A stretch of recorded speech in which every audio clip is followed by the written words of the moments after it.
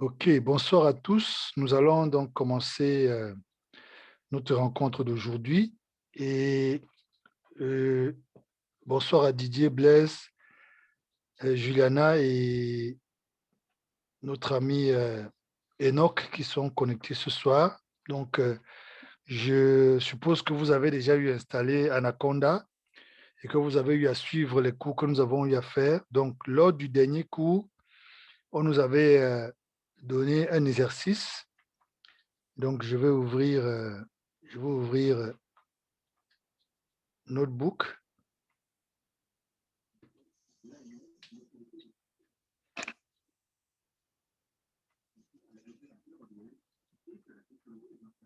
Dis-nous le volume normalement du son du début. OK. Donc, quand j'ouvre Notebook, je dois signaler, ici, soit que je veux travailler sur Python 3. Voilà. Et je vais aller ouvrir le document que euh, notre ami nous avait laissé.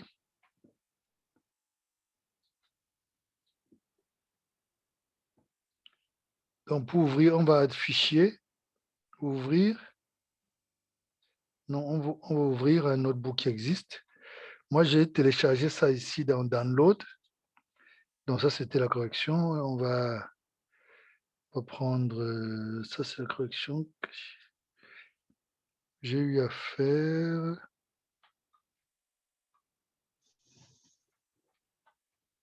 Je préfère prendre la version qui n'est pas encore traitée pour qu'ensemble, on puisse le faire avant de continuer. Hmm.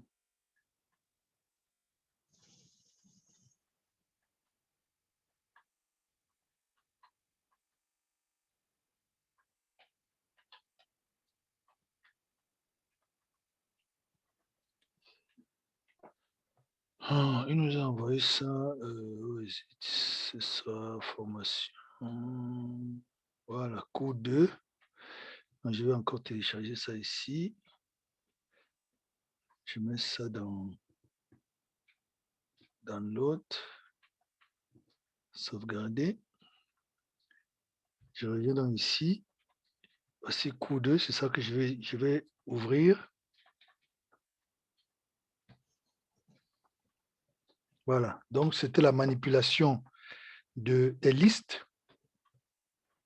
Et donc, pour ceux qui ont eu à regarder le cours, vous avez sûrement eu à voir comment on a introduit la notion de liste.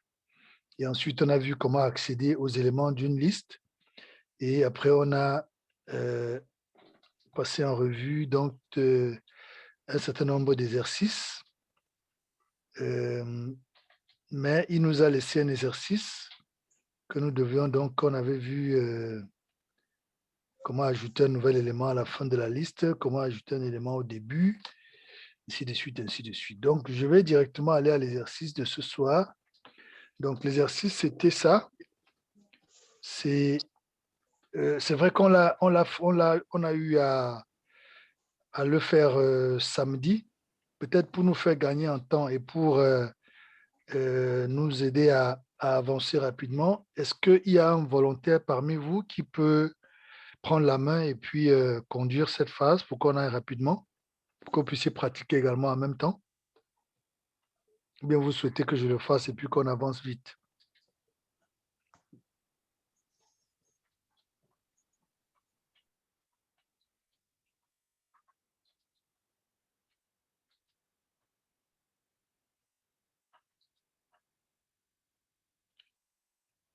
J'ai posé une question. Qu'est-ce que vous dites?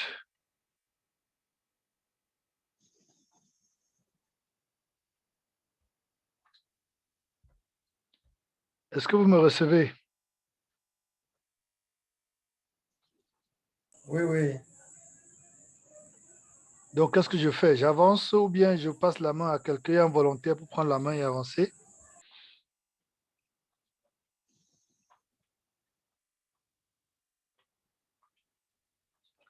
OK. on ne va pas traîner toute la soirée. Donc, ici, on nous a dit, c'est un exercice où on a défini le contenu de notre liste. On dit une liste qui s'appelle ici village. Et dans la liste village égale, donc on a une population masculine, population féminine qui est dans la première liste. Et on a ici, donc, on a ici la liste des fruits que l'on rencontre dans cette région. Donc ici, voici notre liste notre liste a combien? Donc justement, on nous dit que on doit donner le nombre de... la première question, c'est, je vais copier ça, je vais créer un truc en bas, je mets ça, c'est, première question, c'est le nombre de villages dans la liste. Comment on cherche à connaître le nombre de villages dans la liste? On a dit qu'on utilise une fonction. Vous pouvez soit écrire dans le chat ou bien vous pouvez ouvrir votre micro et nous dire ce qu'on doit faire.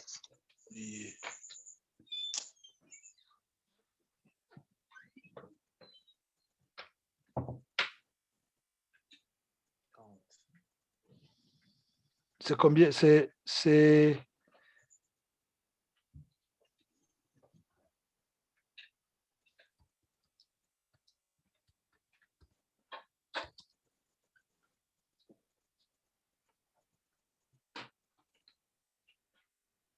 Est-ce qu'on est ensemble là?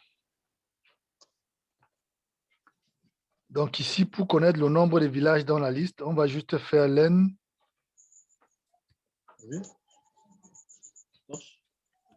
village.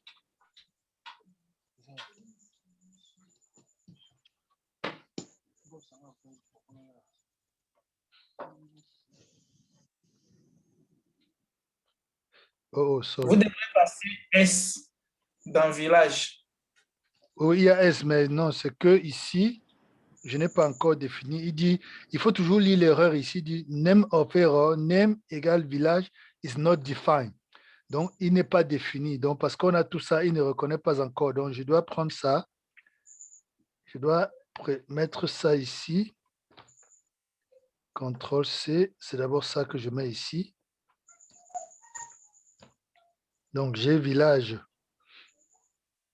Et puis maintenant, je dis Left village.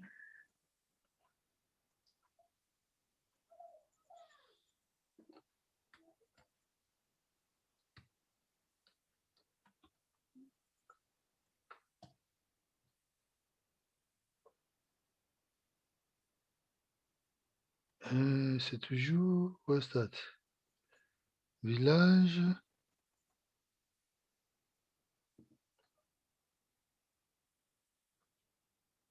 Attends, on a village. Ah, ok, je vois. Je crois qu'il y a un qui manque ici.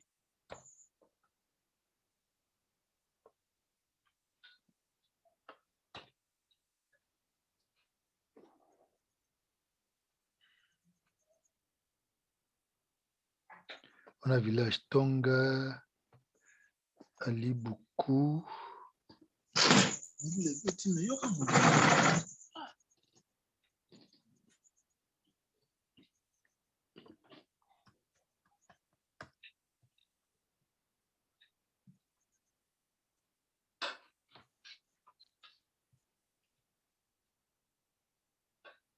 Kinshasa.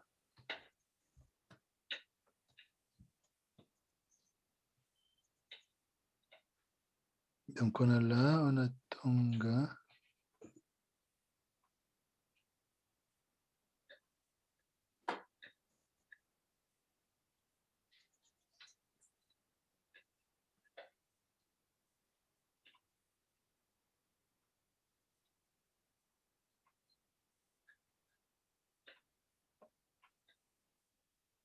Ok.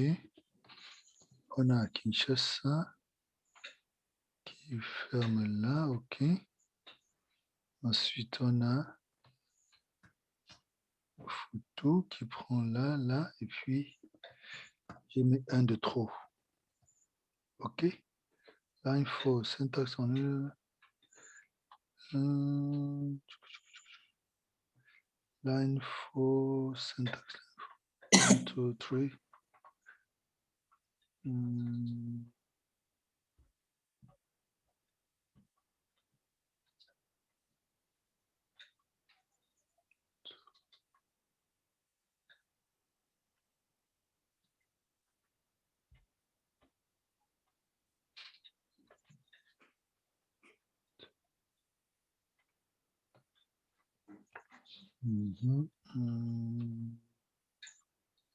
On a un.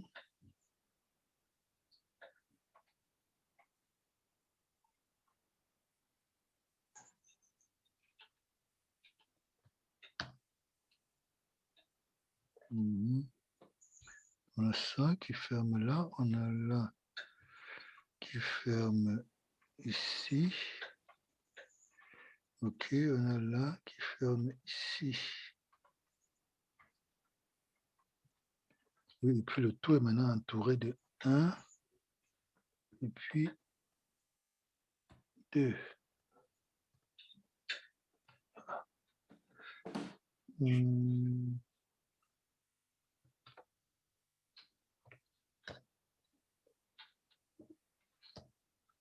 Je ne sais pas si vous pouvez vérifier les accolades à partir de Kinshasa. C'est combien? Goyave.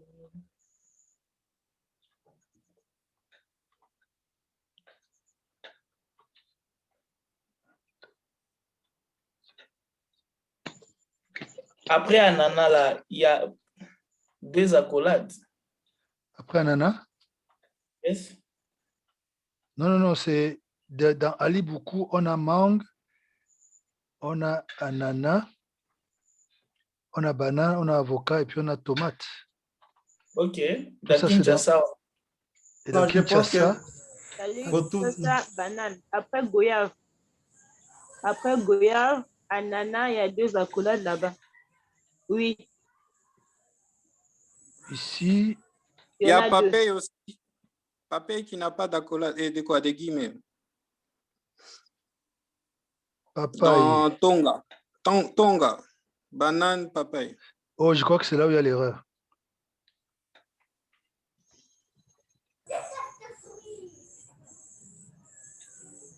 Attends, oui, donc on a ça. OK, ensuite il nous dit aller beaucoup. Attendez, là, je mets ça. OK, aller beaucoup. Il nous dit à 6, 9, mangue, ananas. Unexpected indentation. OK. Aller beaucoup. OK, donc ça. Mangue. OK.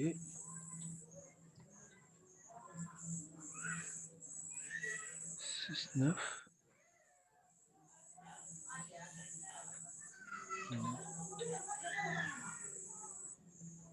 Ananas, banane, avocat. Attends, on a ça.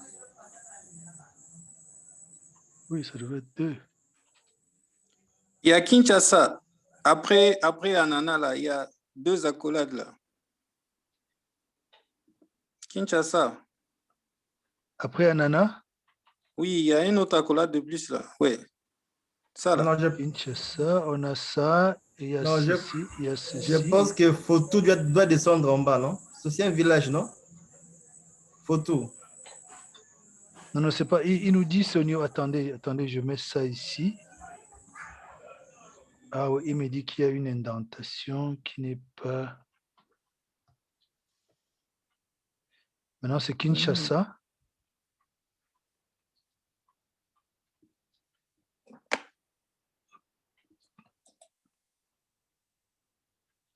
Oui, l'espacement n'est pas bon.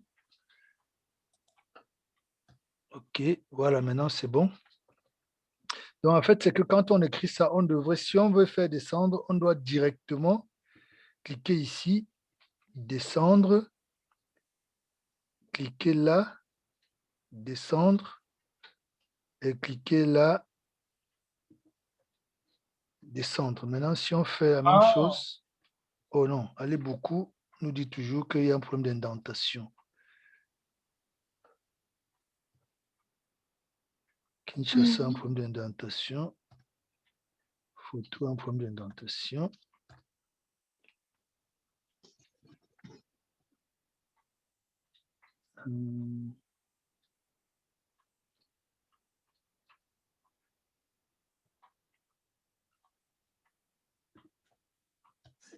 Est-ce qu'il n'y a pas moyen de le remettre tous, parce que tous au même niveau?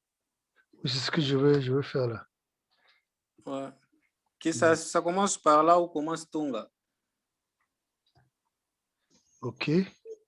Maintenant, quand on fait Land Village, ça nous donne 4. OK. Donc, le nombre de villages dans la liste, c'est 4, n'est-ce pas? Maintenant, on va partir à la deuxième question. Le premier nous a pris beaucoup de temps, donc CTRL Z. Oui, permettez, Georges. Oui, oui. Je...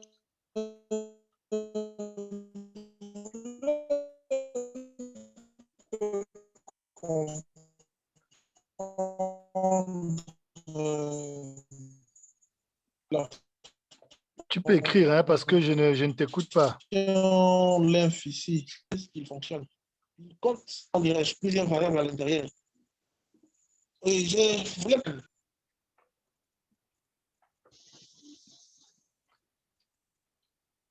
La connexion n'est pas bonne là, je ne te suis pas. Tu peux écrire, Paul, s'il te plaît. Pendant ce temps, on va faire la deuxième question. Donc, la liste des villages 2. Ici, pour que ça ne fasse pas, comme vous voyez là, il faut qu'ici, on mette ça. Donc, la liste des villages d'Ali Boukou. Comment est-ce que, d'après vous, on va faire la liste des villages d'Ali Boukou? Quelqu'un a une proposition?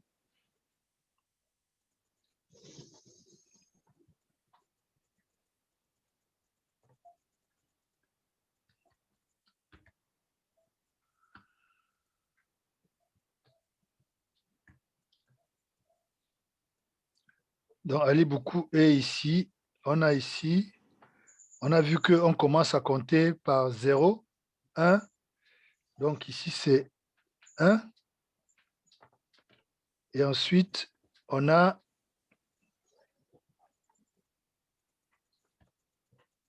donc dans 1, on nous donne de la liste des fruits, dont les fruits sont à 0, 1, 2. N'est-ce pas? Donc, je mets 2. Et voilà la liste des fruits de Ali Boukou. Est-ce que tout le monde est d'accord avec moi?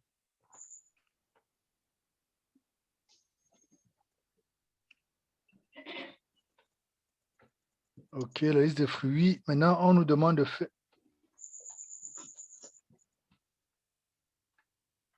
la liste des fruits du dernier village de la liste. CTRL-C, donc je mets ça ici en bas.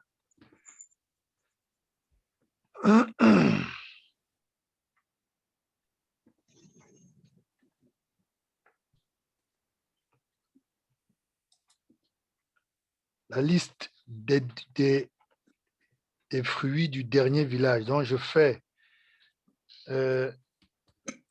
village. On a dit que dernier village, c'est quoi? Quand on veut mettre le dernier village, c'est quoi? Quel est le chiffre qu'on met pour indiquer le dernier village? -1. Voilà.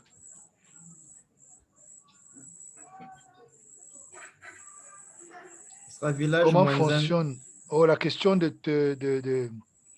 Paul, c'est comment fonctionne la fonction len. La fonction len, en fait, c'est c'est un module qui permet de compter le nombre d'éléments que l'on a dans une liste. Donc, en fait, parce que ici, c'est une liste, donc je vais...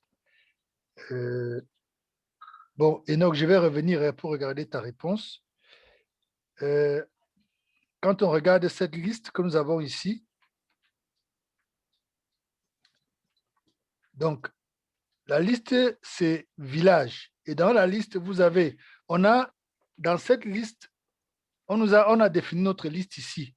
La liste est composée d'un nom de village plus une autre sous-liste qui contient les populations masculines et les populations féminines et aussi une autre liste. Je vais mettre une autre liste qui contient un certain nombre de fruits de la région. Donc, en fait, on a le village, c'était une grande liste dans laquelle on a des sous-listes. Donc, quand nous demandons quel est le nombre de... si on dit len village, il va nous indiquer le nombre d'éléments qui sont dans le village, dans la liste village. OK? Donc, si je dois maintenant venir à notre question. Donc, la liste des fruits du dernier village de la liste. Donc, Enoch avait proposé, je vais aller regarder ça. Donc, village 1, 2.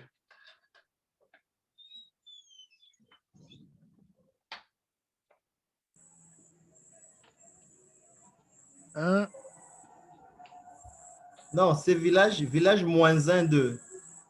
Voilà, village moins 1, 2. OK. Donc, village moins 1, 2, c'est ça que tu proposes.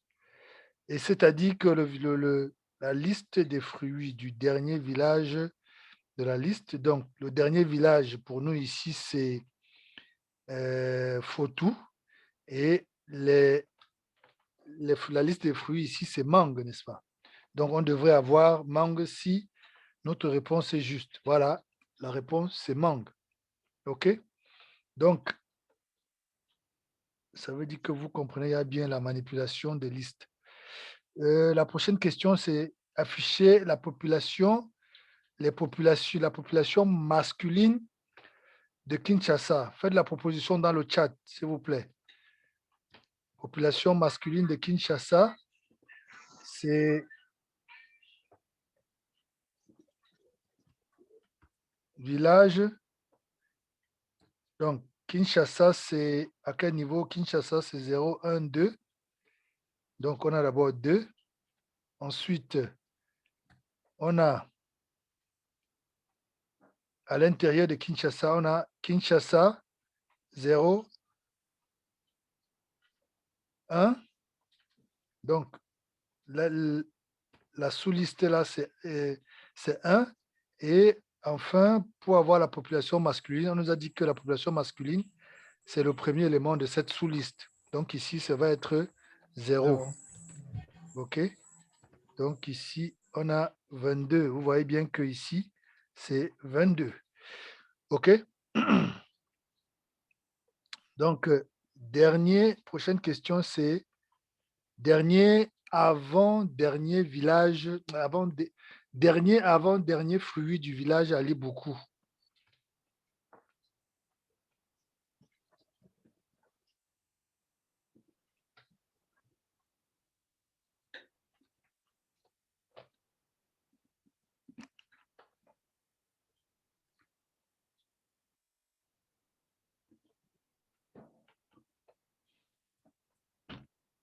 Donc, premièrement, on va mettre notre village Ali Beaucoup. Ali Beaucoup, c'est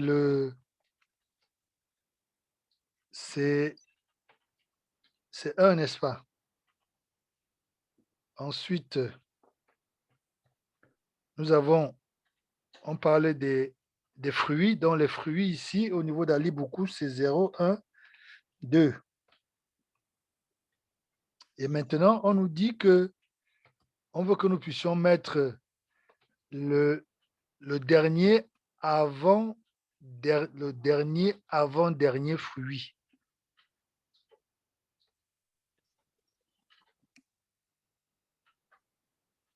Donc, le dernier fruit, n'est-ce pas, c'est moins un, n'est-ce pas? Maintenant, le dernier avant-dernier, ça va être quoi? Moins 2. Tout le monde est d'accord que c'est moins 2?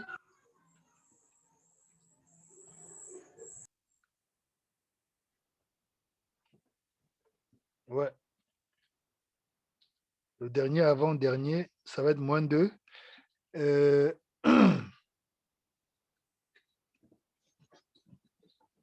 Enfin, le nombre de fruits cultivés dans chaque village.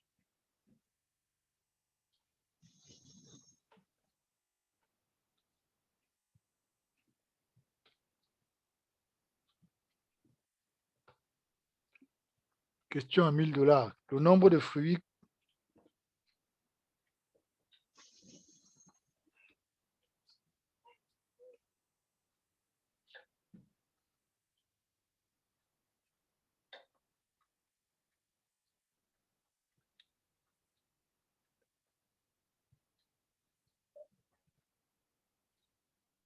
Quelqu'un a une idée?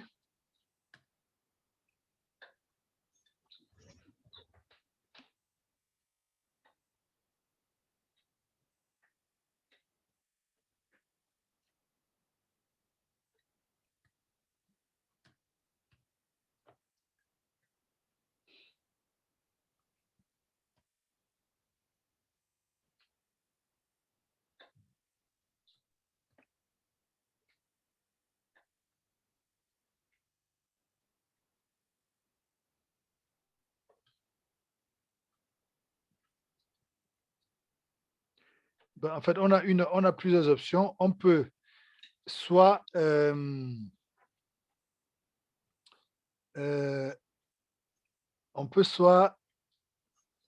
afficher à chaque fois le nombre de fruits qu'on a à Tonga, à Libuku, Kinshasa, Fotou. Mais on peut aussi, donc si je veux faire le nombre de fruits, de fruits qu'on a à Tonga, par exemple, je veux faire village, l'Inde de village, l'Inde.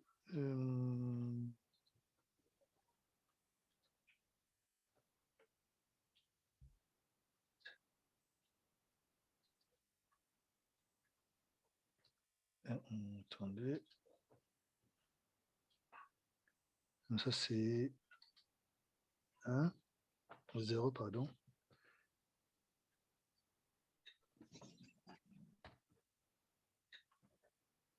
On a 0, et puis on a maintenant 0, 1, et puis on a ici 0, 1, 2.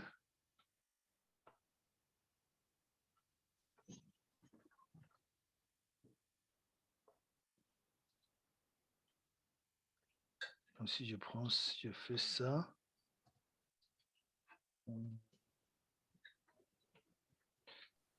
Lymphe devait venir avant. c'est plutôt ça, oui.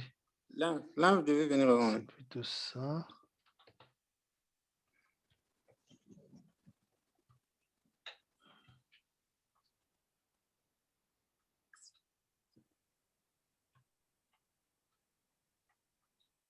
OK. Voilà, donc on a l'Inde, village 0, 2. Donc vous voyez bien qu'ici on a 1, 2, 3. Donc on peut faire la même chose pour le prochain ici. Au lieu de 0, on met 1. Donc quand vous faites ça, ça vous donne le nombre de villages, le nombre de fruits de Alibuku, ainsi de suite. Mais vous pouvez aussi faire, donc au lieu de faire 1, ça vous faites ça. Donc ici c'est, donc ça c'était la première option, on fait l'un après l'autre, mais on peut aussi faire ça. On copie ça, CTRL-C, on met une virgule, on met ça, virgule, on met ça, virgule, on met ça.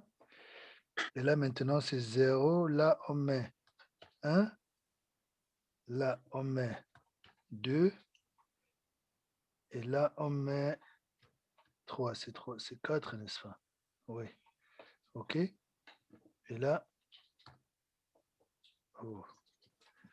OK. C'est ce que ça me dit. Ça me dit Laine village.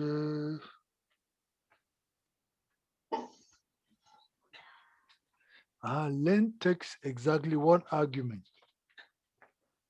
OK. Attendez un peu. Attendez que j'essaie de mettre ça.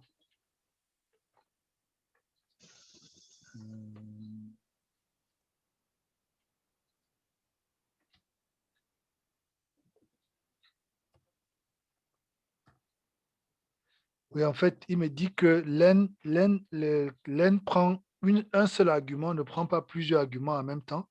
Donc, c'est la première option qui est valable. On doit pouvoir faire le Len de chaque...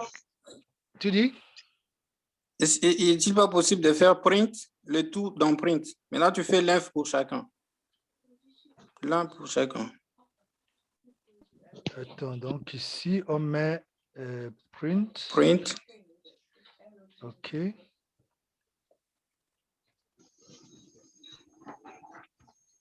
Print égal.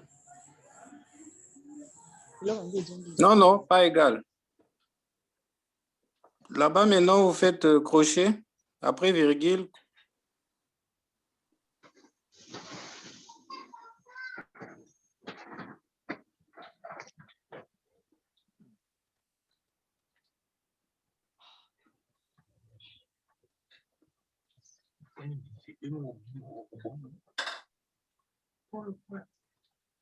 C'est ça que tu proposes?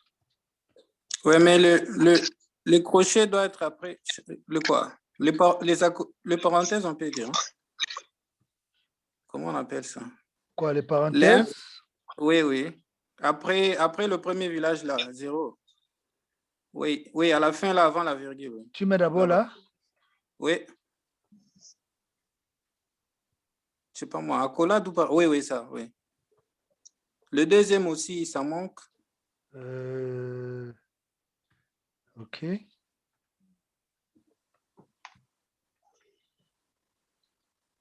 On a ça et ça, et puis on a ça. OK, let me see. Ouais. 3, 5, 2, 1. Voilà, tout le monde a vu ça? Est-ce qu'il y a des questions? Et c'est possible aussi. Oui, on c'est peut possible faire, oui. aussi d'écrire des noms, quoi. Le nom, fruit, entre guillemets, fruit, aliboko, et puis, virgule, comme ça. Vas-y, épelle-moi. Tu dis, j'ai dit print. Non, juste le premier, là. Vous pouvez écrire le premier code, là. Oui. Lequel? Oui. Print, avant l'inf, entre guillemets. OK. Je disais, on peut commencer avec le premier, là, comme on a déjà écrit tout ça, là. Oui, oui. Oui. Donc, après oui. Je disais, on peut écrire au premier au lieu de créer encore une autre barre de code là. Ouais. Après print, maintenant, entre parenthèses, le premier village s'appelle entre guillemets plutôt, entre guillemets. Ça? Ouais, ça. Non, guillemets, c'est les. Pour le chaîne de caractères, le quoi? Les symboles. Ah, OK. Je vois. Pour les chaînes de caractères. Ouais. Ça? Ouais. OK. Donc, notre premier village, c'est Tonga. Tonga.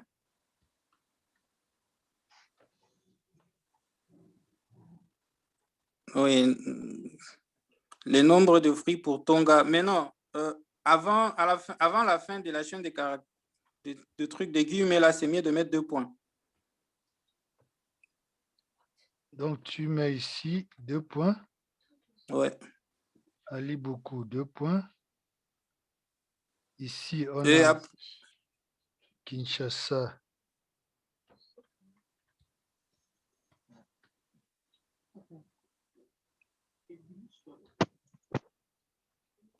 Et ici, on a photo.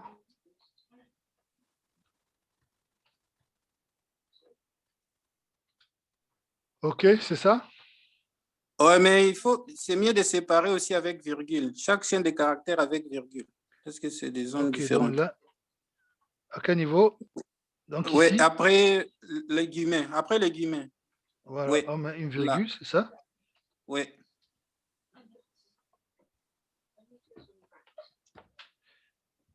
Et là aussi, Kinshasa, ouais.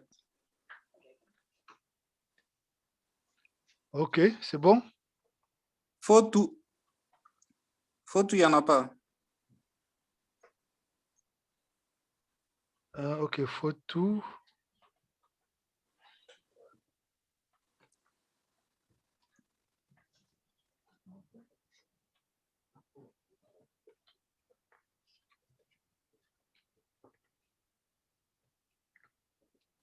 Super. C'est bon? Tout le monde a vu?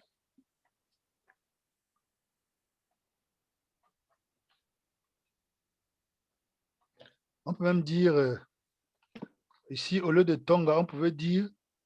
Nombre de fruits, oui. Nombre de fruits.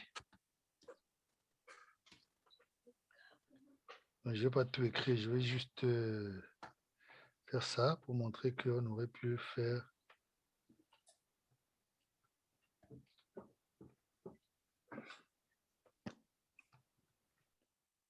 OK, c'est bon?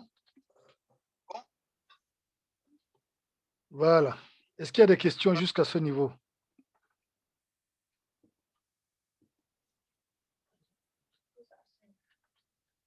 Il n'y a pas de questions. On va donc continuer. Donc, je vous ai également envoyé un lien. Je vais repartir ici. Je vous avais envoyé un lien vers un certain nombre de...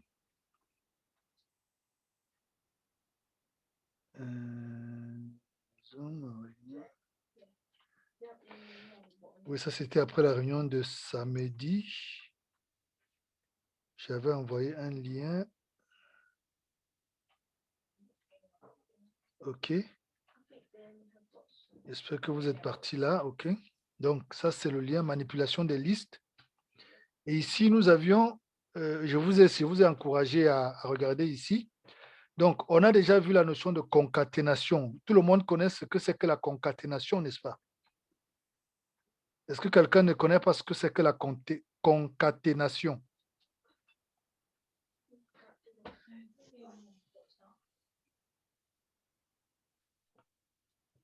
OK.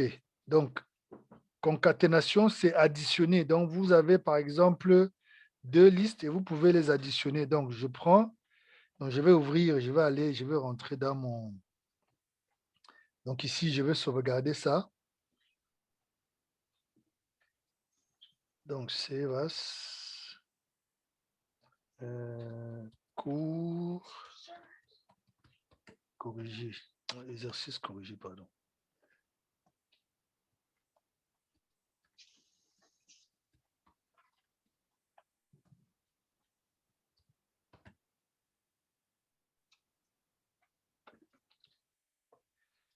OK, et je peux fermer ça.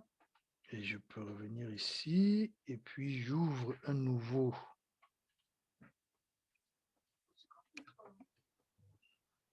OK. Donc, nous avons nos deux, je vais prendre nos deux listes là.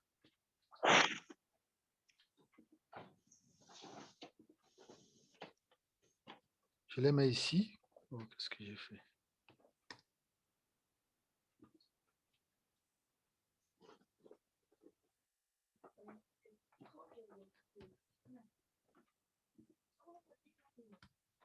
Voilà, donc on a une liste qui s'appelle site et une autre liste qui s'appelle objectif. Donc, si nous faisons par exemple pour Paul qui demandait comment ça fonctionne len, donc si je fais len site, qu'est-ce que j'aurai? Qu'est-ce que j'aurai comme réponse?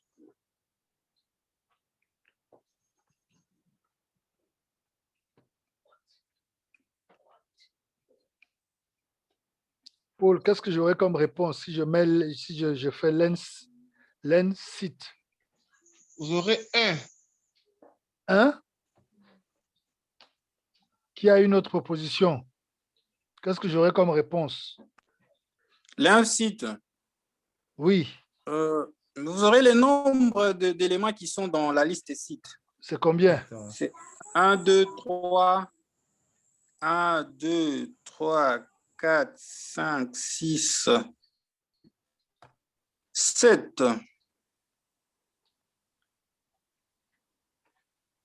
Oh, qu'est-ce qu'il me dit là? OK. Je vais juste prendre... Non, parce que vous n'avez pas encore exécuté le... Oui, j'ai pas Non, vous n'aviez exécuté. pas encore exécuté ça. Oui. Vous pouvez d'abord exécuter ça et après...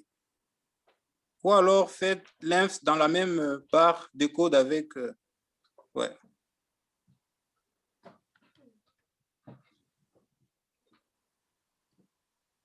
OK. Ouais. On a 7 éléments. Ouais. Oui. OK. Et maintenant, si on veut faire len objectif, on aura quoi? Paul, on aura quoi? Oui, je vais compter. 1, 2, 3, 4, 5, 6, 7, 8, 9.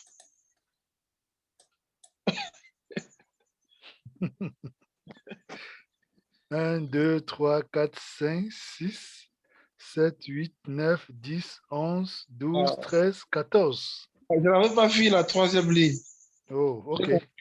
Merci. Pas de souci. Donc, on a c'est ça, len compte les éléments qui sont à l'intérieur. Donc, si nous faisons, par exemple, si nous faisons ici, on fait site. Donc, on peut dire print site plus objectif. On dit qu'on fait de la concaténation. Donc, voilà, toutes les deux listes se mettent ensemble.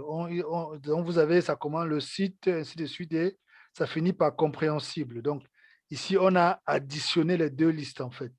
C'est ça la concaténation. On peut aussi faire ce qu'on appelle la duplication. Donc, pour faire la duplication, vous faites simplement votre liste. Donc, si je fais print site puissance 2, multiplié par 2, pardon, vous verrez qu'il va juste me faire la liste 2 fois. Il va faire une duplication de ma liste. Donc, on a également certaines fonctions, certaines opérations, pardon, pour parcourir. Donc, on va voir, on a déjà vu len, on va voir, on a également vu range, mais ça va nous permettre de réviser. En tout cas, je prends les trois. On va voir donc. Ici, on va voir comment utiliser for. Donc, on nous dit, on peut écrire site. Donc, on a notre liste. Donc, on va revenir ici pour ne pas... donc, on va prendre notre liste là. CTRL-C. On le met là. Et puis, on dit ici for mode. Donc, on nous dit, vous dites par exemple que pour for mode, donc on a site for mode in site print mode. Donc, on demande que chaque fois que for mode in site, OK, print mode.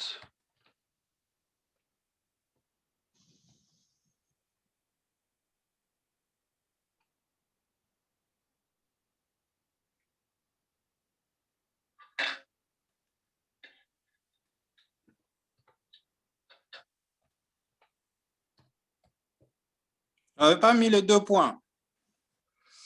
Après, for site, 2 points.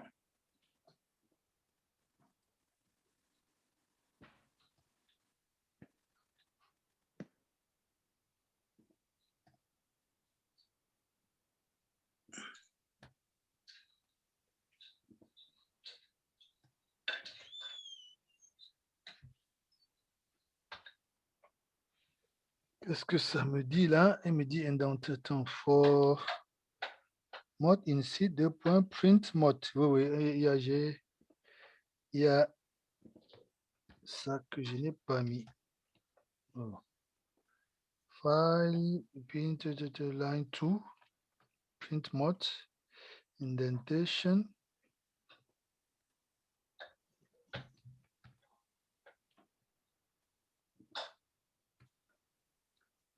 Le print doit être décalé, quoi. Parce qu'il est dans le fort. Oui. Apparemment. Oui, c'est ça. Non, c'est ouais. ça. C'est ça ici maintenant. Donc, enlevons ça d'abord pour voir.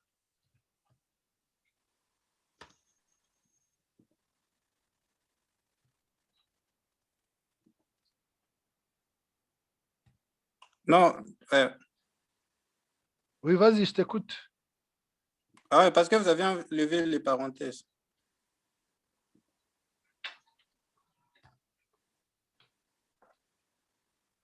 OK.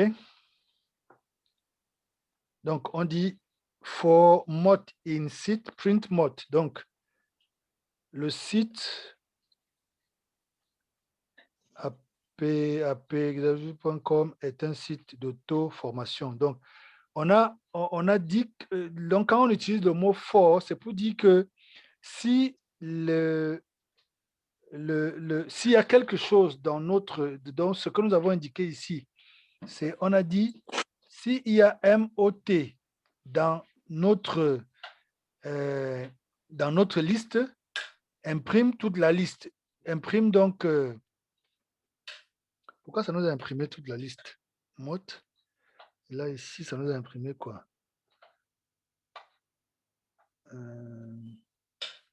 For l'instruction, non, ça c'est len. Donc ici, on a dit for mode in the site, donc dans site, print mode.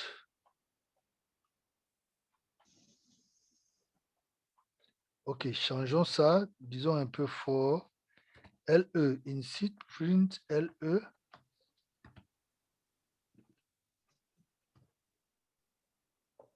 OK, donc si on a for Z in site, print Z, qu'est-ce qu'on aura? C'est le même résultat. C'est le même résultat. Non, ça ne devrait pas. Pourquoi? Est-ce qu'on a Z ici dedans? En fait, il dit seulement tous les mots qui sont dans la liste. Donc, vous les baptisez, vous les donnez les noms des Z. Si le mot, si tous les mots qui sont dans la liste, parcourez la liste et imprimez-moi, print-moi tous les mots qui sont dans la liste. C'est en fait ça qu'il dit. L'instruction là. Donc, parcourir la liste et puis imprimez-moi tous les noms qui sont dans cette liste. OK, print mode.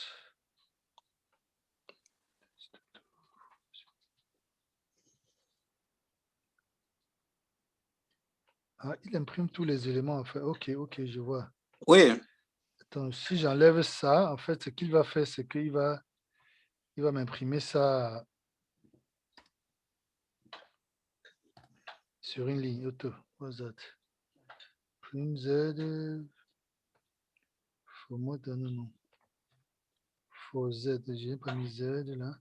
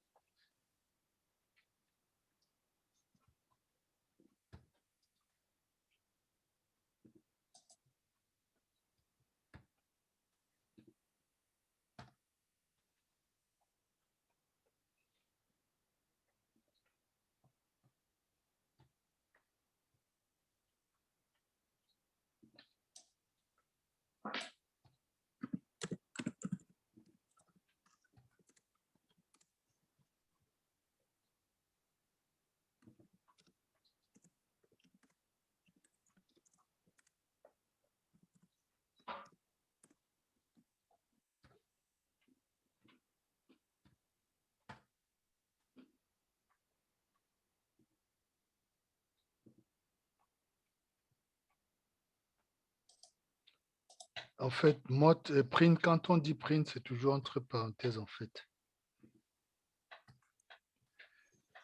OK, donc c'est ça.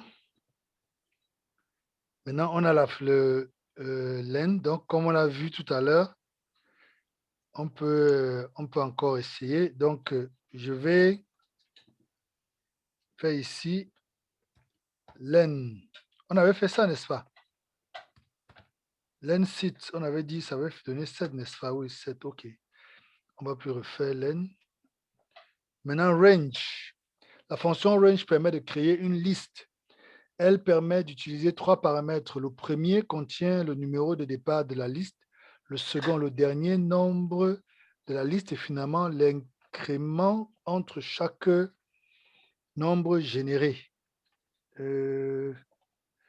Donc, on peut utiliser aussi conjointement range et let. Par exemple, ici, on a notre... Donc, je vais essayer de copier ça.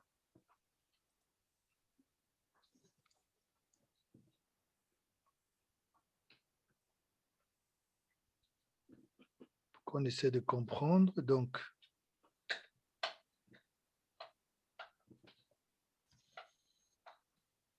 on dit, on a notre liste site. On dit for site index in the range length site print index et site index. Vous pensez qu'on aura quelle réponse? Sans regarder la réponse là-bas. Donc,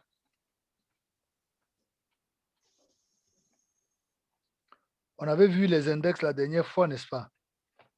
Donc, quand on parle, par exemple, dans cette liste, ici, c'est 0, 1, 2, 3, 4, 5, 6. Ça, c'est les index. Donc, on dit for index dans le range. Donc, lorsque l'index est dans le range, donc ici, le len de 6 et de site, c'est 7, n'est-ce pas? Oui. Quelqu'un parle là, tu peux parler?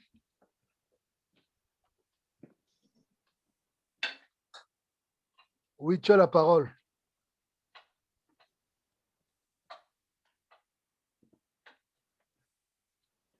C'est qui? C'est Michel? Ah non, j'ai parlé moi-même ici. Merci. OK. Donc, je disais ici que on dit, parce que les index ici, c'est de 0 jusqu'à 6. Donc, on dit pour un index qui est dans le range de ce que nous avons là, le len de site, donc imprimer l'index plus le site, hein, l'index, le site index. L'index de oui, mais ça sera... Ce sera? Ça sera le nom de chaque... donc, en fait, chaque nom qui est dans la liste et puis son index. 0L, site, 1 site, prix. Exactement. Donc, on va avoir 0, par exemple, ce sera LE, 1, ce sera site, ainsi de suite. Donc, je fais ça et voilà, c'est ça. 0, c'est LE, 1, c'est site, 2, c'est ainsi de suite. Parce qu'on a dit print, l'index, c'est ça ici, et le site avec l'index, donc le site en prenant en compte cet index-là. OK?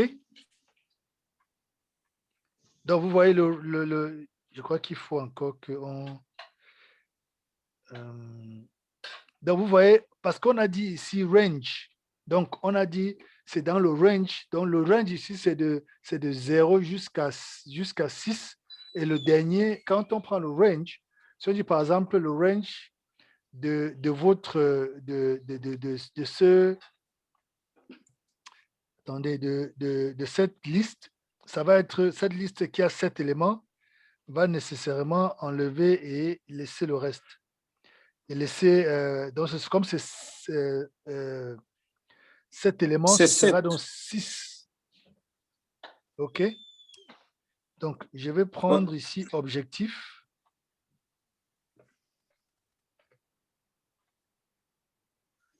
On a objectif là.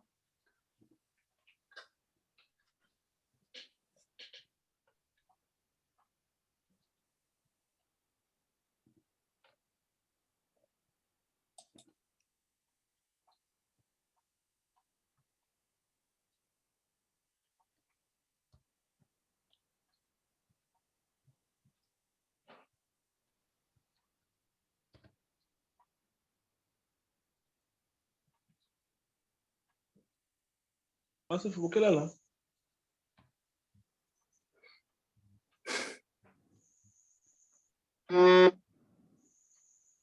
Si je fais ça, print range 1, qu'est-ce que j'aurai?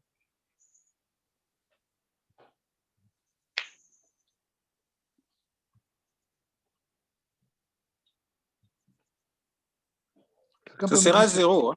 Ce sera 0? Ouais. Quelqu'un a une autre proposition?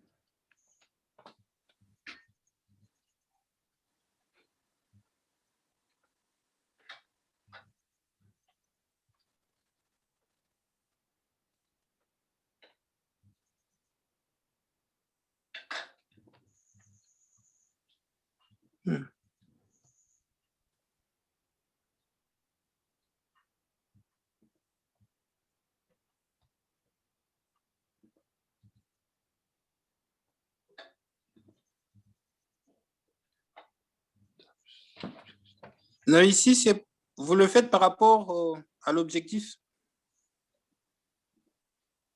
Tu dis? Le range, là, vous faites ça par rapport à objectif ou bien par rapport... Parce que range avec accolade, c'est ça qui donne maintenant l'intervalle de valeur que vous voulez.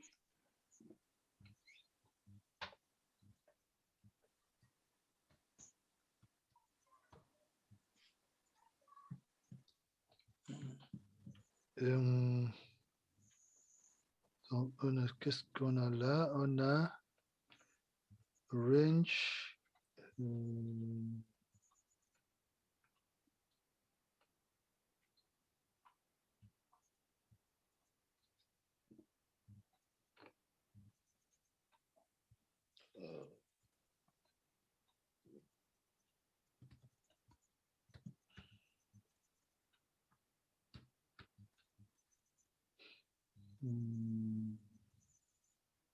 Ok, si je mets objectif 3.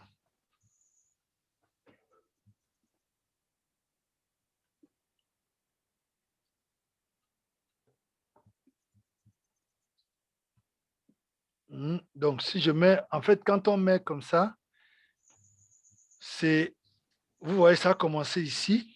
Donc, ça a commencé 0, 1, 2, ça prend 3 maintenant, donc jusqu'à la fin. Donc, si je mets 3 jusqu'à 5, ça me donne donc 3.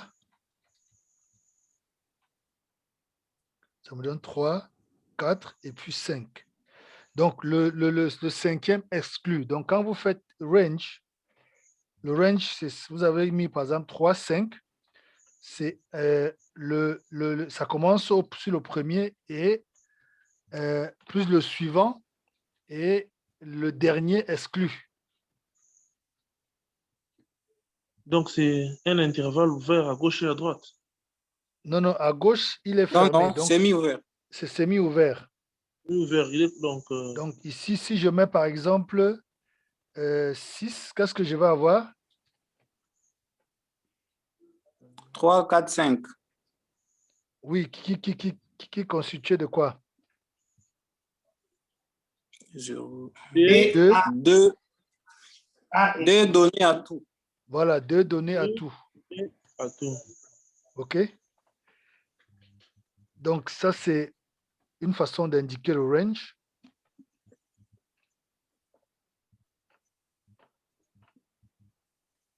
Donc, maintenant, je peux dire, je veux,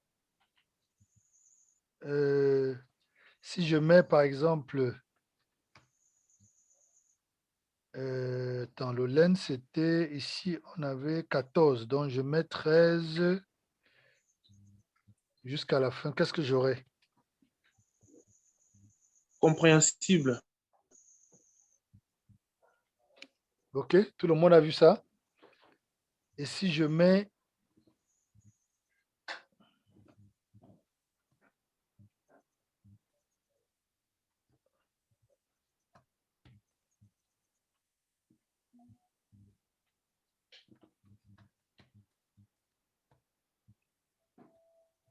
Si je mets ça, qu'est-ce que j'aurai? 100. Tout le monde confirme que j'aurai 100? Moi, je...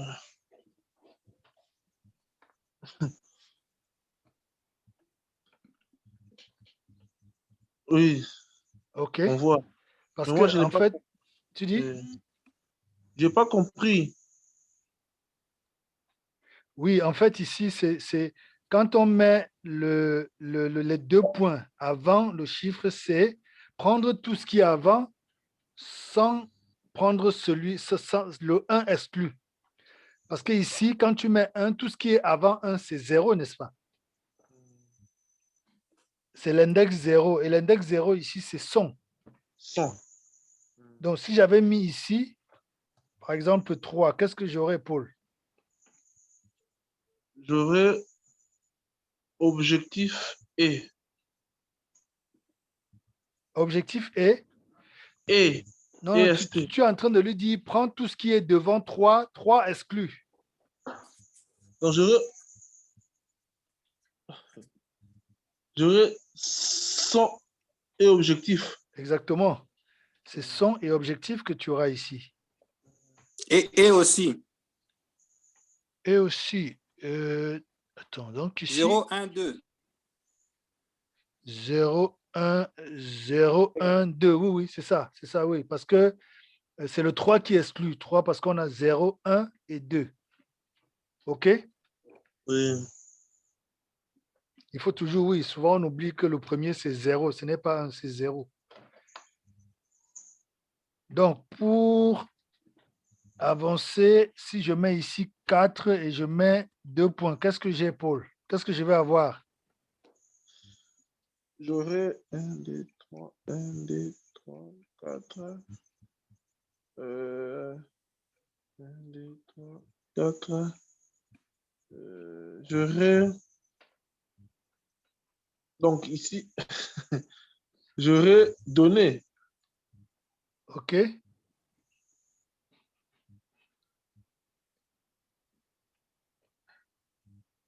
Oui, Michel ou les autres, qu'est-ce que vous pensez?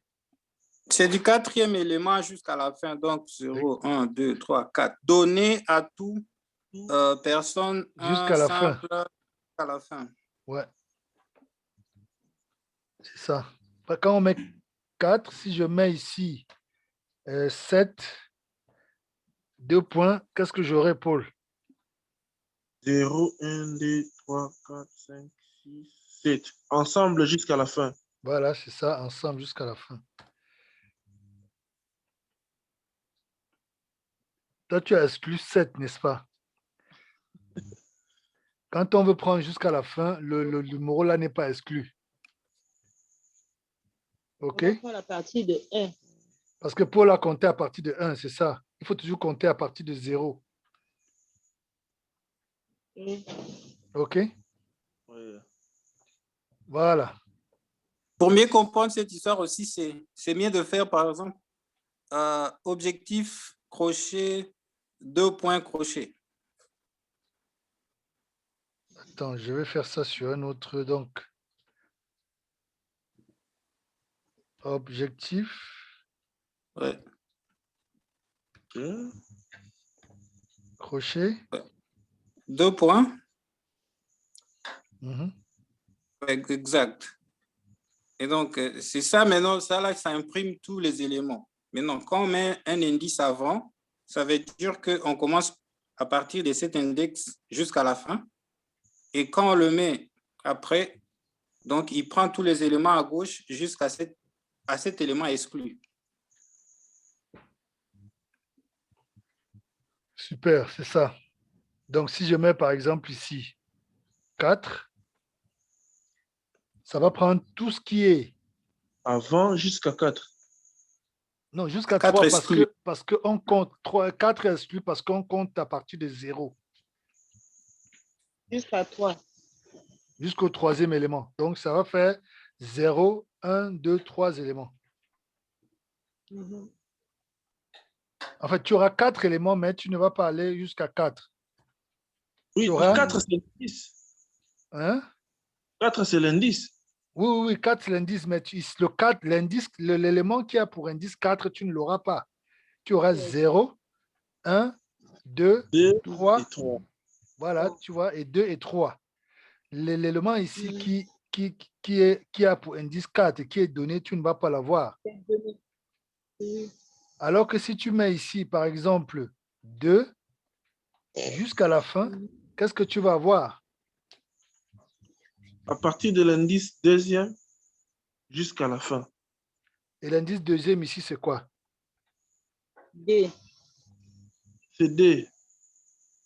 Et c'est plutôt E. C'est E. Et c'est E. C'est E. E. Voilà. E. C'est E. Donc ici, c'est à partir de... Ça va prendre E jusqu'à la fin. Oui. Donc, quand c'est devant, ça prend à partir du chiffre de son indice jusqu'à la fin. Alors, quand c'est derrière, ce chiffre-là, c'est tout ce qui est devant lui exclut. Oui, justement, Okay. moi, j'ai compris, c'est un intervalle semi-ouvert. Oui, c'est semi-ouvert, c'est ce qu'on a dit, c'est un intervalle semi-ouvert. OK? Bien qu'apparemment, il est fermé. oui, bien que il est fermé. visuellement, il est fermé. De manière visuelle, c'est fermé. OK. Bon, trier les listes. Bon, je préfère laisser peut-être que c'est notre ami qui vient, parce que ça, c'est les fonctions. Je ne vais pas entrer dans les fonctions maintenant parce que ça va, il faut vous donner plus d'explications par rapport à ça. Oui, on a vu la notion de à peine, n'est-ce pas? Pour ajouter un élément dans une liste. Donc, on a vu, par exemple, nous avons notre liste là. Donc, si je fais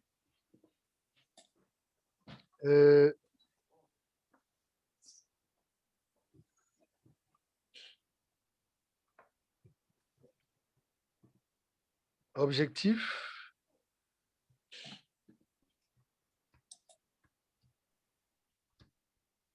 point, append, je mets par exemple ici salut.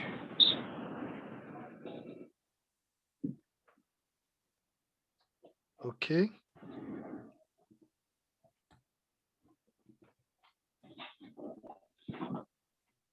Et maintenant, je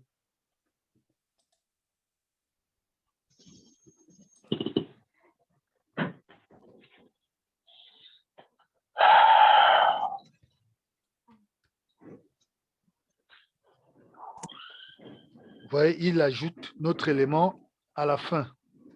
Notre liste maintenant, il a salut qui est là à la fin. Donc, avec à peine, vous pouvez ajouter un élément à la fin de notre liste. OK? Et on a également vu un autre élément, on ajoute un élément au début. C'était quoi? C'était...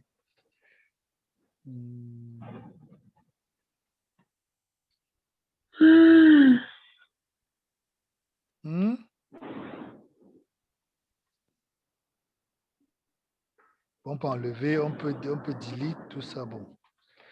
Je pense que c'est bon pour réviser ce qu'on a eu à voir jusque-là. Est-ce qu'il y a des questions?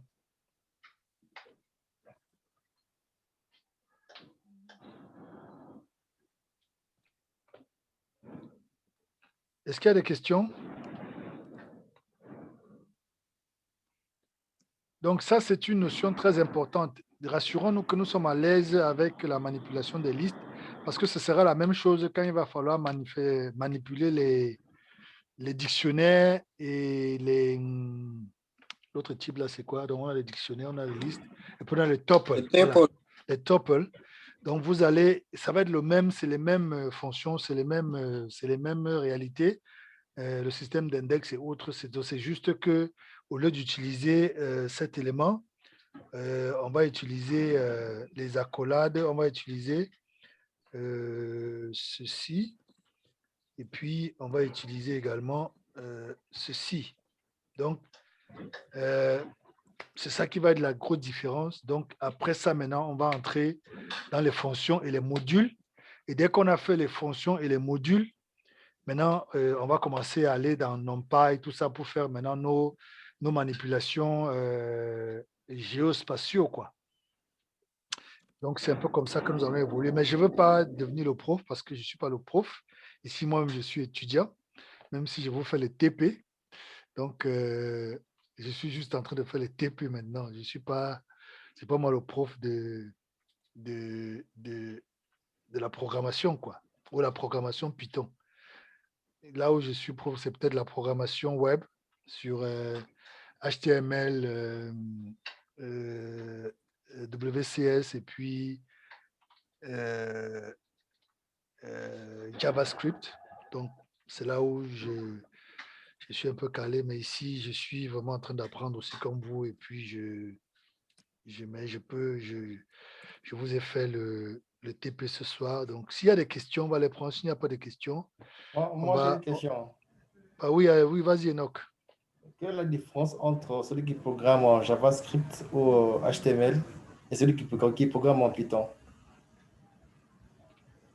Ou soit c'est quoi l'avantage de Python par rapport aux autres ou l'inverse en fait? Bon, comme j'ai dit, tout dépend de ce que vous voulez faire avec les langages.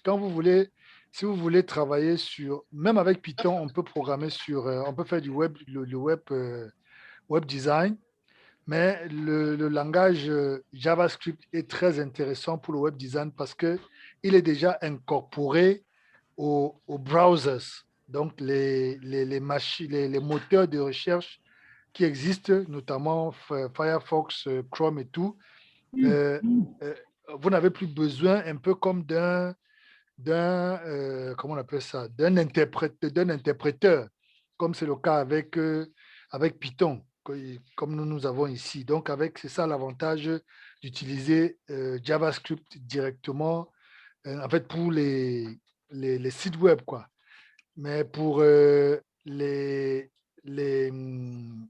manipulation des données géospatiales, comme ce sur quoi nous allons nous focaliser, c'est beaucoup plus Python qui est le langage le plus utilisé. Donc, et même Python, on peut l'utiliser pour le web design, mais ce n'est pas aussi straightforward ou ce n'est pas aussi direct comme avec... donc, il y a beaucoup d'autres composantes que vous devez maintenant installer sur votre navigateur pour arriver à coder votre site web en utilisant Python, quoi. Donc, c'est ça la différence. En fait, j'ai lu quelque part, avec Python, on peut copier directement les API qui sont sur Google et puis coller et puis avancer. On peut copier les API. Oui, en fait. Google directement et puis avancer. Oui, tu as besoin de...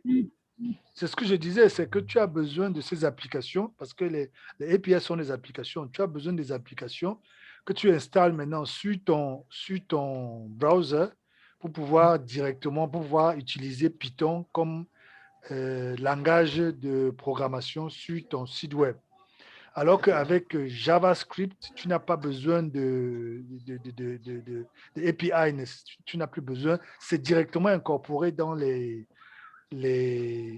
par exemple, si tu écris, ta page et puis tu le rends dynamique parce que JavaScript, c'est pour dynamiser ta page web. Si tu le rends dynamique en utilisant Python, tu auras besoin qu'il y ait certaines API que tu installes sur ton moteur de recherche pour pouvoir directement afficher ton site web et le rendre dynamique. Alors qu'avec JavaScript, non, tu n'as plus besoin d'installer ces API-là. OK, merci. Ouais. Est-ce qu'il y a d'autres questions, s'il vous plaît? Oui, non. Moi, j'ai une question, Georges. J'ai voulu un peu avoir une idée. Quand on va faire les GeoPython, à la fin de la formation, on peut faire quoi, par exemple? Donc, cette formation en GeoPython, ça va nous amener à quoi? Bon, allons sur le site de GeoPython. Ce n'est pas moi qui dois parler. Bon, c'est vrai que je peux même prendre le 2020. En fait, Georges, je peux dire quelque chose? Oui, bien sûr, vas-y. Bon, Python ici, même pas si on allait jouer au Python. Python, c'est un langage de programmation. Et ça dépend, comme Georges a dit, ça dépend de ce que tu veux faire avec la programmation. Et puis, la programmation, c'est dans tout le domaine. Vraiment, c'est dans tous les domaines. Et puis aujourd'hui, si on peut dire, le monde va vers la programmation et il y a beaucoup d'emplois qui cesseront d'exister. Par exemple, ici en Chine, déjà, il y a le chauffeur des taxis qui ne seront plus là. Et ce sont maintenant de voitures automatiques. Et avec des voitures automatiques, c'est la programmation. Et la programmation, on le fait très bien sur Python parce que Python, tu fais ce que toi tu veux. C'est ça l'avantage. Ce ne sont pas des choses préétablies, mais tu fais ce que toi tu veux. Donc, moi, je veux ça et c'est ce que tu es en train de faire. Non pas quelque chose déjà préétabli qu'on a fait pour toi. Par exemple, si nous sommes on est au niveau si tu veux analyser tes résultats, bon, tu veux faire par exemple des histogrammes ou consorts, il y a des applications, il y a des softwares qui sont préétablis, c'est-à-dire que dès que tu lances, il te donne déjà un histogramme préétabli. Mais avec Python, tu peux créer toi-même ton histogramme en fonction de ce que toi tu veux. Ouais. C'est un peu ce que je voulais dire. Oui, oui. Ouais, et aussi, je peux ajouter, c'est-à-dire que par exemple, le QGIS, tout ce qu'on a comme tâche dans les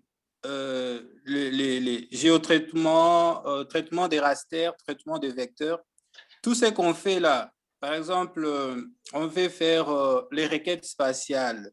Toutes ces tâches-là, c'est juste de petits codes, je peux dire. C'est déjà écrit, quoi. Ouais. Maintenant, toi, tu peux, au lieu en fait, c'est des gens qui ont déjà écrit des codes et ils ont incorporé dans QGIS. Et ce que nous, on fait, c'est cliquer. Mais derrière ça, il y a un petit code qui est. Et donc, toi, si tu as Python, tu peux également créer un code pour faire l'opération de manière automatique sans pour autant aller sur QGIS. Tu vois. Ou alors, tu peux avoir des données et tu trouves que la manière dont QGIS fait, peut-être que les codages qu'ils ont fait ne te donnent pas le résultat auquel tu t'attends.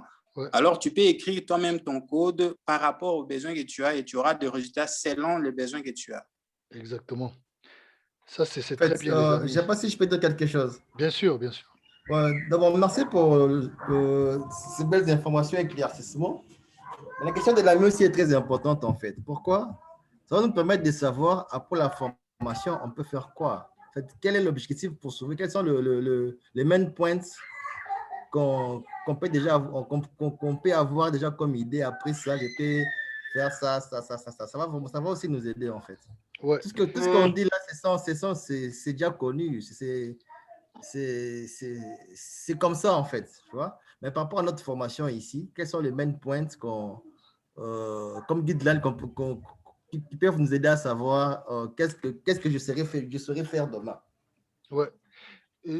Est-ce qu'il y a quelqu'un qui va ajouter quelque chose avant que je ne puisse intervenir? OK, s'il n'y a plus d'éléments, merci déjà pour toutes ces contributions. Je pense que c'est vraiment ce que vous avez dit, mais la spécificité que je veux amener, c'est que, comme les amis l'ont dit, vous pouvez faire de Python. L'avantage que nous avons ici, et c'est ça là, à la base, l'objectif premier, c'est nous donner la fondation pour Python. Donc, c'est d'abord que nous puissions comprendre le langage Python, comme on l'a vu, comment est-ce qu'il fonctionne, quels sont les différents types d'éléments qu'on a dans Python, quels sont les différents... donc, comme on a commencé à voir avec les floats, les floats, les integers, les strings, chaînes de caractères et tout ça. Donc, après, maintenant, on est entré dans les listes. Après, on va voir les tuples, on va voir les dictionnaires. Maintenant, on va plus tard voir les fonctions, on va voir les modules. Et maintenant, dépendant de ce que vous pouvez faire, il y a des milliers, par exemple, pour ce qui est des fonctions, des modules, il y en a plein. Parce que quand vous connaissez déjà, vous avez déjà une compréhension basique du langage. Maintenant, vous êtes à même de l'utiliser, quel que soit le domaine que vous travaillez. Et le domaine sur lequel nous allons nous focaliser, c'est pour ça que nous allons aller sur GeoPython, c'est pour pouvoir aller à un niveau, on peut dire intermédiaire, pour ce qui est de la gestion ou de la manipulation des données de géoréférencement, des données de localisation. Et les libraries ou les modules que nous allons utiliser, c'est par exemple le library qu'on appelle Panda, qui est un library qui vous permet de faire tout ce qui est décrit ici. Donc, vous pouvez interagir non seulement avec tous ces types de données, mais aussi vous aurez la possibilité d'interagir avec les bases de données. Donc, vous pourrez, lorsque vous avez cette compétence, cette compréhension du langage Python et que vous pouvez bien manipuler cette librairie ou ce module, on va également voir d'autres modules. Par exemple, le module plus bas là, il y a un autre module. Après Panda, ce sera...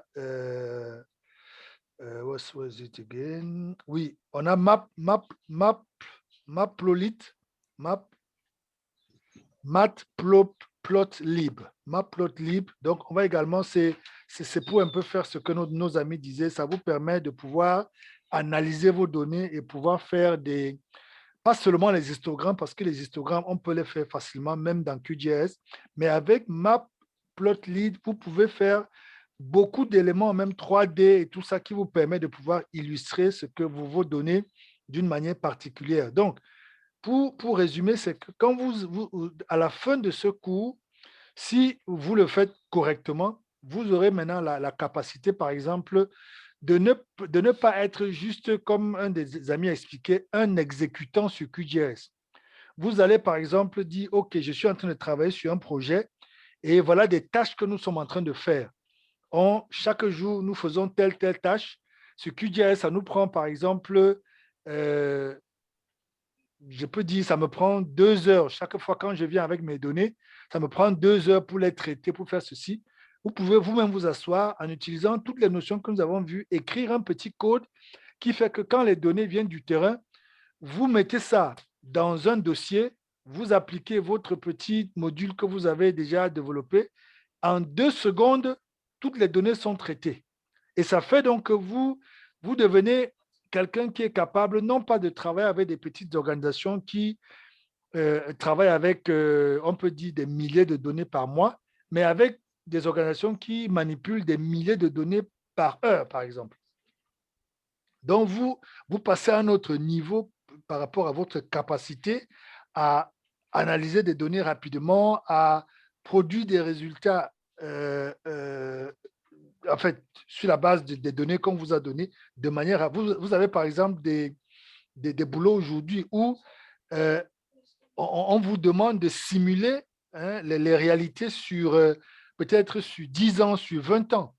Et ça, il y a des services qui le font chaque jour et qui le font sur des... Par exemple, si vous travaillez dans un supermarché, ce qu'on appelle aujourd'hui le géomarketing, vous devez pouvoir, avec les données qu'on vous donne, imaginez par exemple que si, sur la base de la population, de la manière dont les gens se déplacent pour venir dans les boutiques que votre structure a maintenant, quelle serait la meilleure façon d'étendre la création de nouvelles boutiques pour que d'ici 2, 3, 4, 10, 20 ans, la structure puisse être toujours compétitive.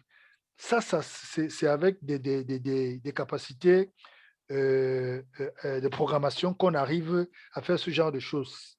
Juste avec QGIS ou même avec ArcGIS, vous ne pouvez pas faire ce genre d'analyse-là. Donc, c'est un peu ce que je peux dire. En termes de fonction, on va dire que vous n'êtes plus juste un technicien, un technicien en matière d'analyse de données, mais vous devenez un peu ce qu'on peut appeler un analyste, vous devenez un peu ce qu'on peut appeler aussi un ingénieur, vous avez un peu la position d'ingénieur pour ce qui est de l'analyse des données, quoi. C'est pour ça que la programmation, c'est vraiment ça qui vous permet de passer à un autre niveau. Donc, j'espère que j'ai répondu à votre préoccupation. Nous allons nous focaliser, on ne va pas aller dans tout ce que j'ai parlé, le géomarketing, ainsi de suite. Nous allons nous focaliser juste sur les données liées à des localisations. C'est pour ça qu'on parle de géo, donc les données de localisation. Et c'est ce sur quoi nous allons pouvoir nous... Donc, si vous êtes dans une structure, par exemple, vous pourrez être capable de travailler, par exemple, avec... si je veux prendre un exemple à Kinshasa. Un peu comme notre ami disait en Chine, là, vous aurez la possibilité de travailler avec une compagnie qui...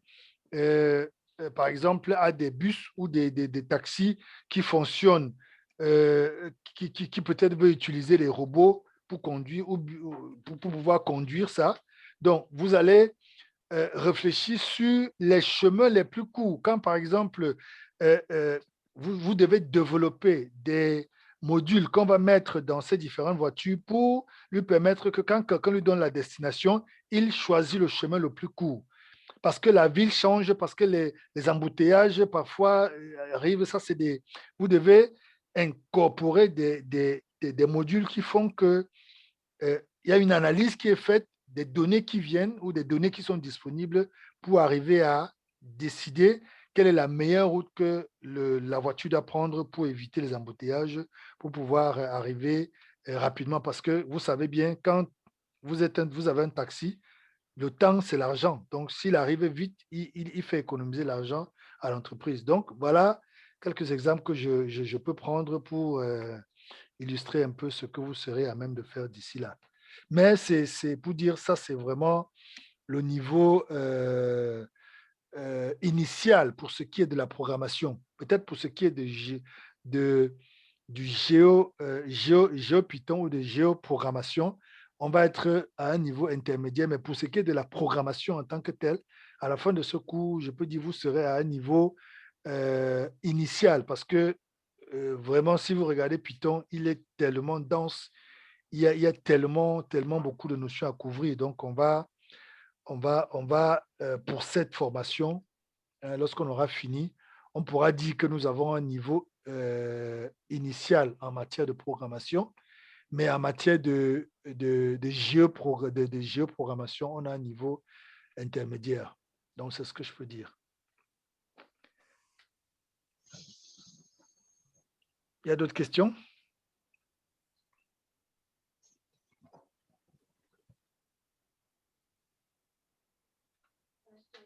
Est-ce qu'il y a d'autres questions?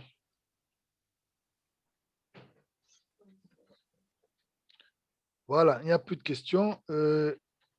Juliana, ça va? Tu t'en sors bien?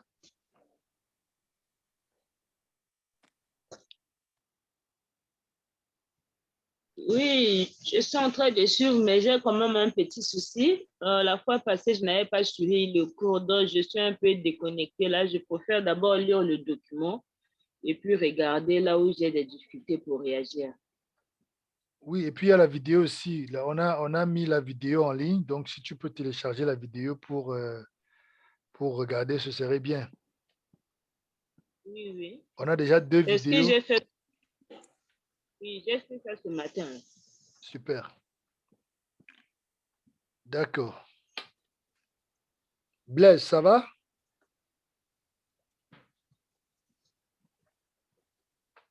Ok. Blaise n'est pas déconnecté. Ok. S'il n'y a plus de questions, je vais donc arrêter comme ça pour aujourd'hui. Donc, merci d'avoir été là. On se retrouve donc, aujourd'hui, c'est quand? C'est jeudi. Pardon? On se retrouve le samedi. Je crois que demain, il y a ceux qui font le... C'est quoi?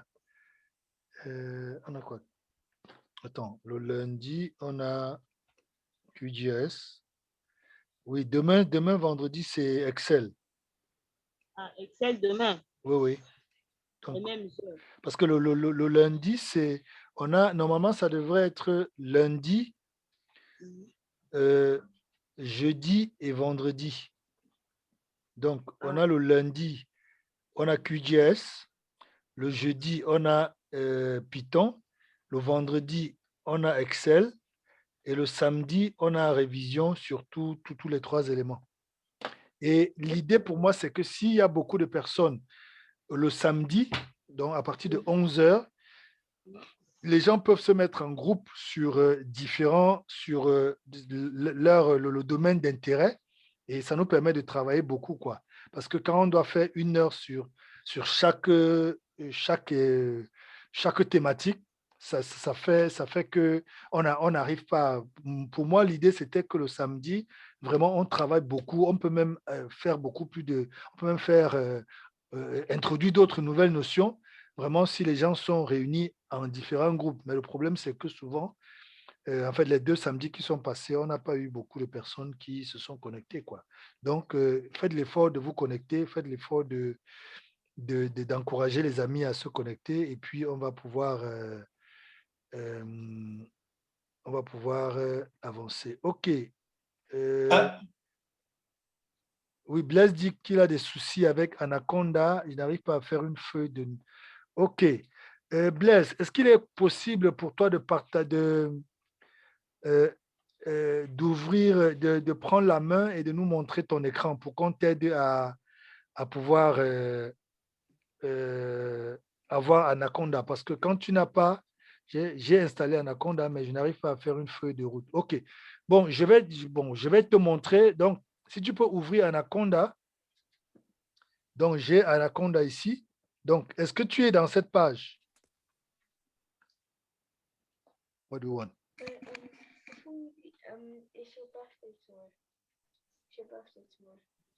And what? Why would I tell them? Why do you want me to tell them? Because you don't want me to have the lesson. No, I'm not saying that. I'm just saying. Okay, let's talk later, please. Okay. Mon fils me rappelait que demain c'est mon anniversaire et que je ne dois pas faire le cours demain. Non, mais Georges, aussi, la fois passée, nous sommes entendus pour aussi te donner beaucoup de temps libre. Que Excel, on va juste commencer à lire seul et s'il y a des problèmes, on le pose le samedi. Parce que à partir où nous sommes, il n'y a pas d'abord grand-chose. Ce ne sont que surtout bien des rappels et qu'on sort. On lit seul. Le samedi, on expose le problème, s'il y en a. D'accord. Et ceux qui n'ont pas encore eu le lien, parce qu'on a déjà tous les cours vidéo, PDF sur Excel. Si vous n'avez pas reçu le lien, faites-moi signe, je vais vous envoyer le lien. OK, oui. Ça fera que demain soir, je vais pouvoir fêter mon anniversaire en famille et mon fils sera content. C'est ça? Ouais. Les anniversaires. Merci. Oui. Moi, je n'ai pas encore reçu le lien des cours en Excel, là. Je n'ai pas reçu ça. OK, Juliana, je vais t'envoyer ça. Juliana.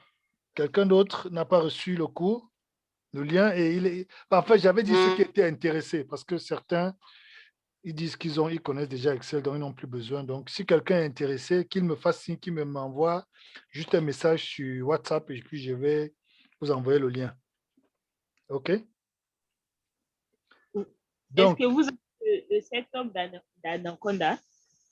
Oui, je suis en train de montrer comment on arrive à ouvrir une notebook sur Anaconda. Et le setup? Le setup. Elle demande le setup. Tu as déjà téléchargé sur ton ordinateur? Non, je n'ai pas pu télécharger. Comme on avait un problème de connexion, là, je n'ai pas pu télécharger. Ça s'installe comme tous les logiciels. Dès que tu l'as téléchargé, tu dois pouvoir l'installer. Oui, tu dois pouvoir l'installer. Et quand il est installé, il s'affiche ici.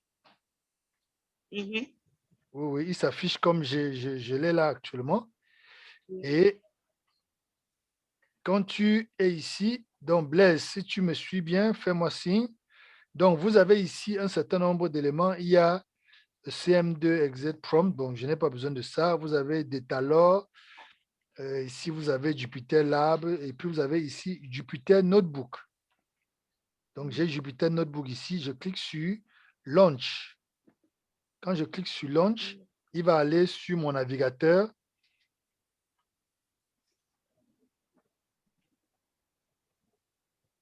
OK, super.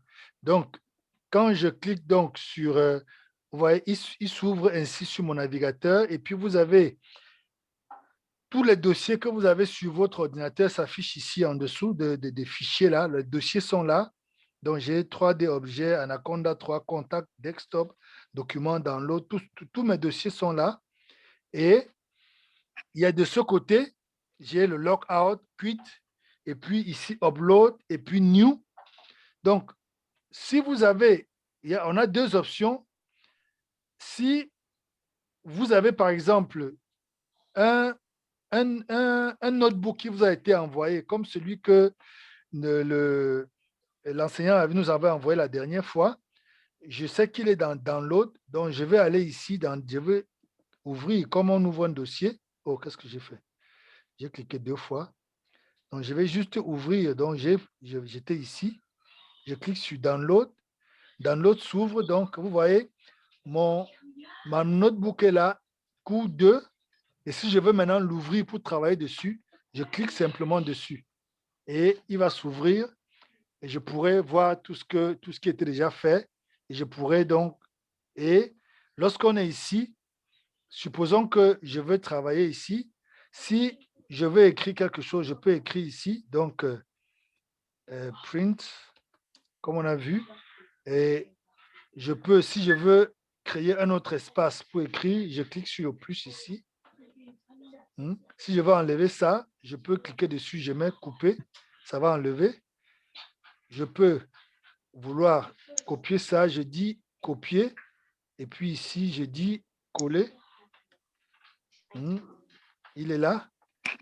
Donc, vous avez ici, c'est les mêmes,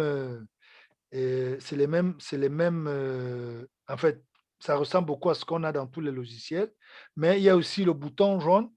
Ici, quand vous voulez, par exemple, si je veux exécuter ce que j'ai écrit dans cet espace-ci, je peux faire CTRL, Entrée, ou bien cliquer ici sur Run. Donc, Run ici, c'est CTRL, Entrée. OK? Et quand je fais ça, ceci est exécuté et je peux passer à l'élément. Donc, je peux maintenant faire, par exemple, print, objectif. Si je fais ça, je fais run. Il va m'afficher tout le contenu de ma liste qui est là. Et je peux l'avoir en cliquant sur run ou bien contrôle, entrer sur mon clavier. Donc, c'est ça avec notre notebook. Et donc, ça, c'est la première option. La deuxième option, c'est que vous êtes tout au début, donc vous êtes ici dans votre notebook et vous êtes tout au début et vous voulez créer un notebook vierge avec lequel vous allez commencer à travailler. Donc, je viens ici à nouveau, je clique dessus et je choisis Python 3. Quand j'ai choisi Python 3, il m'affiche un nouveau notebook. Je peux écrire le nom de mon notebook, je peux cliquer ici et je mets, par exemple, exercice 1. Je dis renommer. Donc, maintenant, mon nom est là. Je peux donc faire étudiant.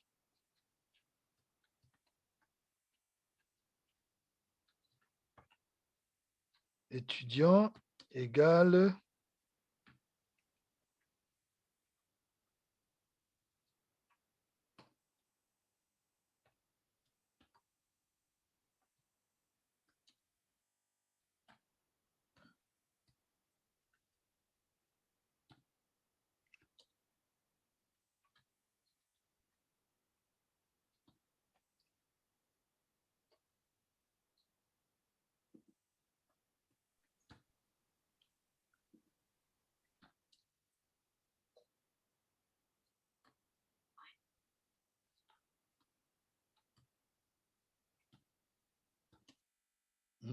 je peux Serge, ainsi de suite.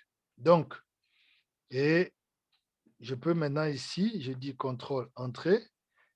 Ça fait que ma liste est bonne. Donc, je peux ici faire print étudiant, par exemple.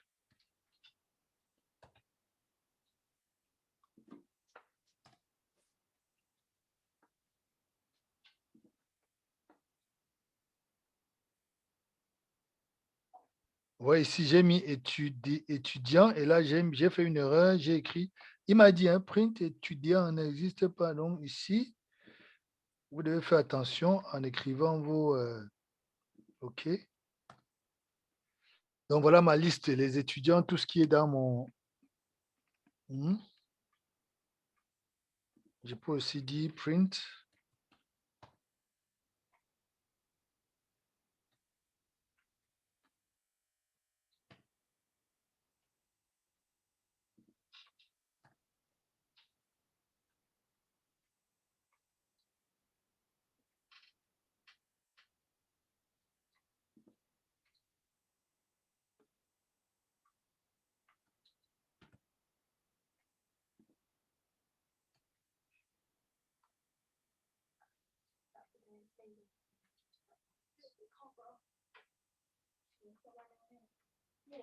Anyway, je crois qu'il y a... Bref, je peux mettre ici étudiant. Et puis, je mets de... OK. Vous avez à partir de 2 jusqu'à la fin. OK. Donc, voilà un peu. Est-ce que ça va jusque-là, Blaise?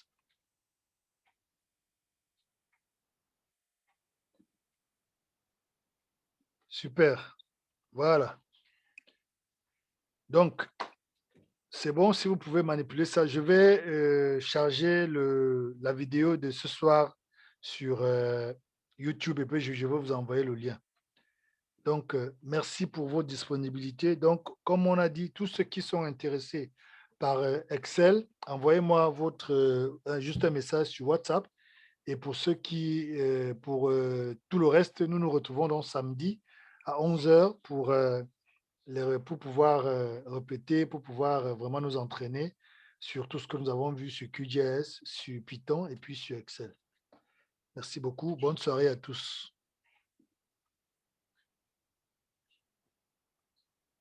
OK, super.